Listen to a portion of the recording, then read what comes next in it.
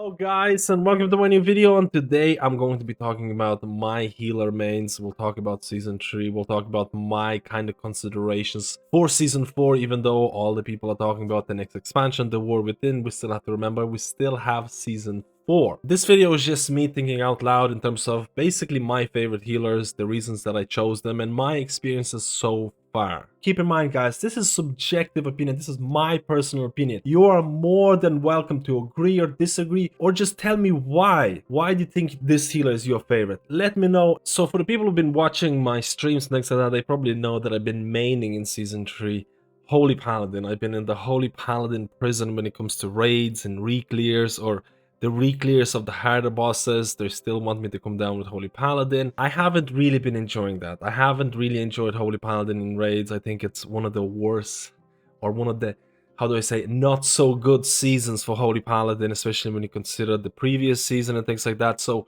after I finished Farak, I wanted to push Mythiclus. I thought the Mythiclus dungeons right now in season 3 are pretty fun. I think healing overall is relatively fun, and honestly there's nothing, or how do I say, if you have an organized group to push Mythiclus content, it can be really fun. For anyone who's pushing that rank 1 title in Pugs, I honestly don't know how you do it. I did that before, and honestly it's just not mentally good. I don't advise that. But after we killed Farak, I decided to push for rank 1 title, and we made a team. So we have a Prot Paladin, we have a Havoc Demon Hunter, we have an Augmentation Evoker, and we have a Mage. I had most of the healers ready to go because I gear up all the healers. I play all the healers because when I do these videos, I want to have personal experiences. So I had most of the healers geared up pretty well, and I was ready to go. Now, for the people who've been watching the streams, they know that I chose Restoration Druid. I chose Resto Druid because the group wanted Mark of the Wild. Again, Mark of the Wild is a very good 5-man, or it's just overall a very good buff to have. And Resto Druid for me, in terms of Mythiclus content, is really fun for multiple different reasons. Not everyone's gonna agree with this. Resto Druid is one of those healers where you either love it or hate it type of thing. I think if you want to play Resto Druid, you need to enjoy things like shapeshifting. I think you need to enjoy heal over times or hots and things like that. And Resto Druid this season, how do I say it? Grove Guardians is going to be another big topic. I'll talk about other healers as well, but I like Resto Druid in terms of the pure HPS that it outputs. I know Grove Guardians are going to be responsible for majority of that healing because Grove Guardians with the tier set, with everything, it's absolutely insane. I like Grove Guardians in Mythiclus because I feel like it was almost made for Mythiclus. One of the main reasons why I like Resto Druid is because I like kitty weaving, and in order to go to kitty weave, you need to make sure that the rest of your party is fine. You're not a healer that does healing through damage. You need to make sure that the party is alive and they're doing safe, and then when you decide to go into kitty weaving, pop your Heart of the Wild and then just pump it. The amount of damage that Resto Druid can do is absolutely insane, and I think Grove Guardians fit into that playstyle really well. When I compare it to raids, it's the complete opposite. I actually really not liking my Resto Druid in raids at all. And I'll talk about that when I'm talking about season 4 main considerations. So Resto Druid for me, kitty weaving is really nice. The pure HPS that Resto Druid provides is absolutely insane. The survivability, now I want to talk about survivability of Druid a little bit more, because technically if you're not in your bear form, Resto Druid, you're very squishy. You can die to a lot of different things out there. It's not a tanky class. The thing about Resto Druid and Druid in general is that you can go into bear form, and by going into bear form you're going to survive pretty much anything out there, especially because Resto Druid has stacking versatility. Bear form has multiple different talents to buff bear form, and if you know when to use it, you're going to be fine. If you don't know when to use bear form, you might be in trouble. But once you get a bit more familiar with all the dungeons, there are multiple websites out there that not even closed that let you see if you're going to survive certain mechanics. So I'm enjoying my Resto Druid a lot. And again, keep in mind, this is mainly Mythiclus. This is my Mythiclus main for season 3, and that is Restoration Druid. I do have to say that a lot of dungeons out there in the hierarchies and things like that, I might not even be able to use my Heart of the Wild properly. Doing dungeons like Fortified, Throne of the Tides, honestly, it's one of my most hated dungeons. When you do high Fortified, I don't even have time to go into kitty form that much to, or even pop my Heart of the Wild and make use of my Heart of the Wild. There's definitely dungeons out there where I don't get to kitty weave as much as I like to, On top of that, Resto Druid does have a bit of a setup in terms of healing, so that can be a little bit awkward if you're approaching a trash pack or a hard trash pack or a hard boss and you're not sure when you want to start preparing to heal. On the flip side, mana. I want to talk about Resto Druid mana because I want to talk about other healer mana later on. Resto Druid, I don't want to say they have infinite mana in Mythic Plus, but honestly, there's so many times that I've done high tyrannical keys with like 10-15% mana, because as long as you can maintain life blooms and you're running double life blooms in Mythic Plus, you're getting clear casting. And then you're using regrowths. Those regrowths are buffed by tier set. And then you can use, again, you can use things like Growth Guardians, which do not cost a lot of mana. Just by using these abilities, you're doing a ton of healing with very little mana usage.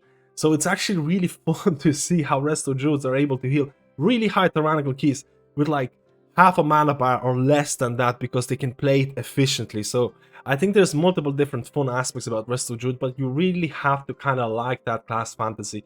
You really have to kind of like that feral DPS, or how they say, kitty weaving, if you really want to get the most out of this spec. I had multiple other healers that I could or wanted to play. For example, I genuinely believe that Mistweaver Monk, in my opinion, is probably the most fun true melee healer. And again, we're talking about Mythic Plus, we're talking about Jadefire Stomp, we're talking about Ancient Teachings. The amount of healing through damage that you can do is actually really fun. I think it does require a fair amount of skill to really pull off Mistweaver Monk at high keys, because I think it just becomes a little bit of a different game. And I think actually Mistweaver is actually becoming, based on the numbers alone, is becoming like one of the best healers when it comes to the highest Mythic Plus keys done. I think there's a lot of Mistweavers out there pushing keys, doing really high keys, and having an overall really good time.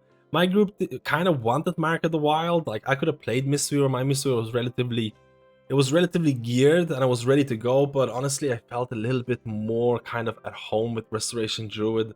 I think both of these healers are really good right now in terms of pure HPS. I could have also played Discipline Priest or Priest in general, but honestly, in my opinion, if you're playing high keys as a Discipline Priest, I would not play those keys with random groups, because I think you really get the most benefit with Discipline Priest when you have an organized group. And also having an Augmentation Evoker can really help you out, because I do think there are certain dungeons out there that Discipline can kind of suffer in terms of meeting some of the HPS checks, especially if you have to. There's a lot of movement and things like that. Or if you're someone like me who just is relatively new to Disc, who hasn't really pushed high keys as Discipline, it felt like a little bit of a big wall to overcome, especially when I kind of consider it to be much more efficient in something like Restoration Druid. So I didn't really play Priest. I did try out Holy Priest and a lot of pugs and things like that. I think Holy Priest is really kind of undervalued in a lot of content. I think there's a lot of Holy Priests who are doing really high keys, but honestly for me, Holy Priest is not something that is overly exciting. I could see myself getting bored of Holy Priest relatively easily, and Discipline Priest is something that I probably should try it out, but I decided to go for an easier option. Obviously I didn't really want to play my Holy Paladin. I don't really enjoy my Holy Paladin in Season 3. I'm really hoping there's going to be some really substantial changes in the next expansion or the next patch. Preservation Evoker wasn't really geared for me. I don't think the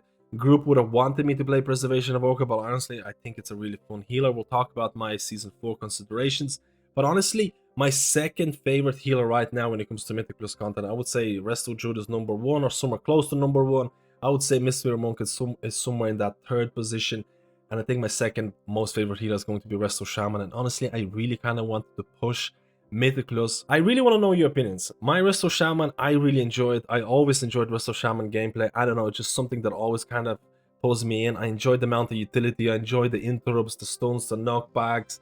There's just like Poison, Cleansing Totem, and Afflicted. There's just so many things that you can kind of like help your group. Of course, it might not have the same impact if you have an organized group that already can handle interrupts. For example, we have a Prod Paladin.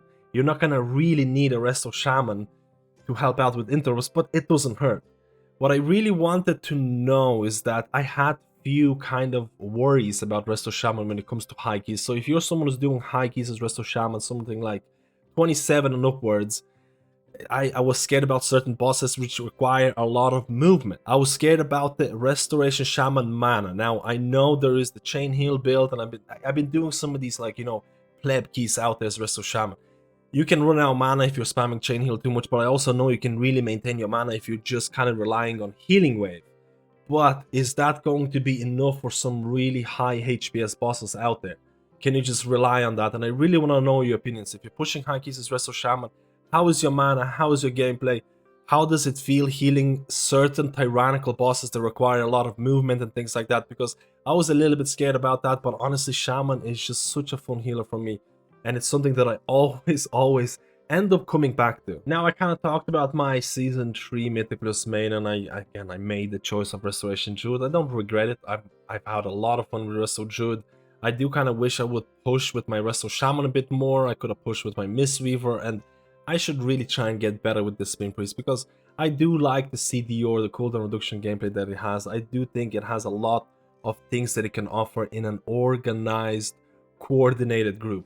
But in terms of my Season 4 considerations for healer, obviously I'm going to pick a healer that I will also have to raid with, because if they're going to have that denier system, you want to raid to get some of the best items, and then you get the best items, and then you start doing Mythic Plus. I honestly really kind of want to play Restoration Shaman. I really want to go back to the...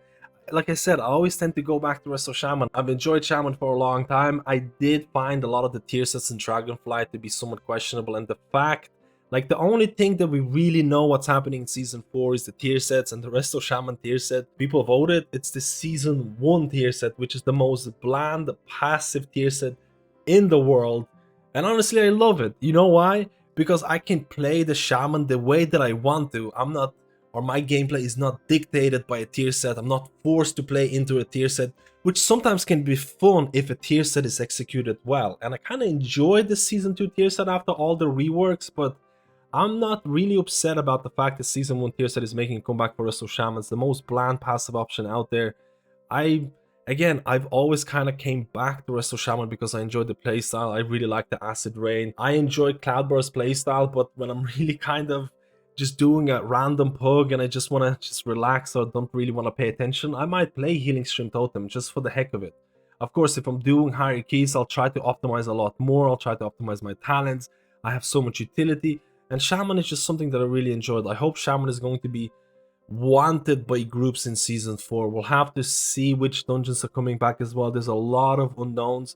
And another healer that I would like to play in Season 4, that is going to be, and this is going to be a big surprise, Preservation Evoker. I played Preservation Evoker in Season 1 and Season 2, and then I stopped.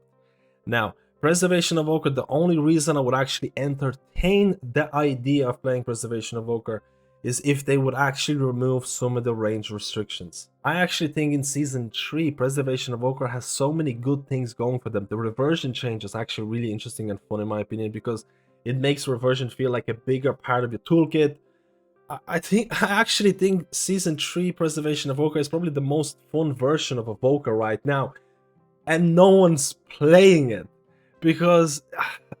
First of all, in a more casual perspective, Drag tier, I think they need more kind of transmog options, or you need to have a glyph that allows you to stay in Visage form.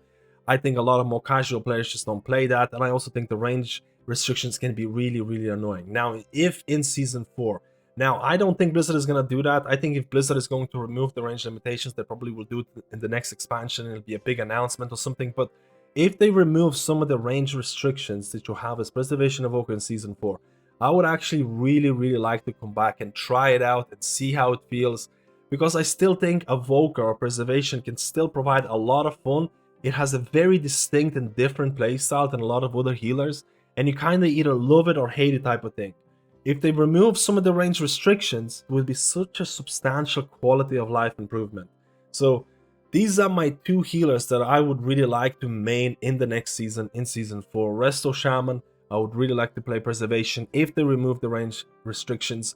In terms of Resto Druid, I think Resto Druid is really fun in terms of Mythic Plus, and they're getting the same. People voted for Season 3 tier set, and I don't blame them. In Mythic Plus, they're really fun, but I think Resto Druid in raids, I've been raiding as Resto Druid, and honestly, I'm not really enjoying it. I find it relatively bland. Grove Guardians don't even have as close as an impact that it has in Mythic Plus. In Mythic Plus, it allows you to do more damage. It really fits that gameplay, and in raids, it really does not feel as good.